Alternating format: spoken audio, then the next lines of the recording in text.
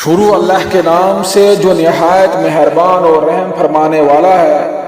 حامیم، اس کتاب کا نزول اللہ زبردست اور دانا کی طرف سے ہوا ہے۔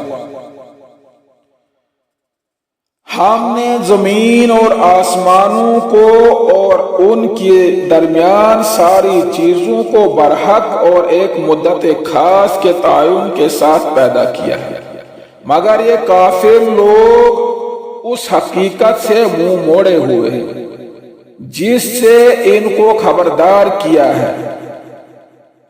اے نبی، ان سے کہو، کبھی تم نے آنکھیں کھول کر دیکھا بھی کہ وہ ہستیاں ہیں کیا جنہیں تم خدا کو چھوڑ کر پکارتے ہو؟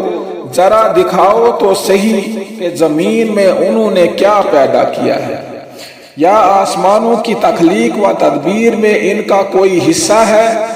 اس سے پہلے آئی ہوئی کوئی کتاب یا علم کا کوئی بقیہ ان کے عقائد کے ثبوت میں تمہارے پاس ہو تو وہی لے آؤ اگر تم سچے ہو۔ آخر اس شخص سے زیادہ بہکا ہوا انسان اور کون ہوگا جو اللہ کو چھوڑ کر ان کو پکارے جو قیامت تک اسے جواب نہیں دے سکتے، بلکہ اس سے بھی بے خبر ہیں کہ پکارنے والے ان کو پکار رہے ہیں، اور جب تمام انسان جمع کیے جائیں گے اس وقت وہ اپنے پکارنے والوں کے دشمن اور ان کی عبادت کے منکر ہوں گے۔ ان لوگوں کو جب ہماری صاف صاف آیات سنائی جاتی ہیں اور حق ان کے سامنے آ جاتا ہے تو یہ کافر لوگ اس کے متعلق کہتے ہیں کہ یہ تو کھلا جادو ہے۔ کیا ان کا کہنا یہ ہے کہ رسول نے اسے خود گھڑ لیا ہے؟ ان سے کہو، اگر میں نے اسے خود گھڑ لیا ہے تو تم مجھے خدا کی پکڑ سے کچھ بھی نہ بچا سکو گے۔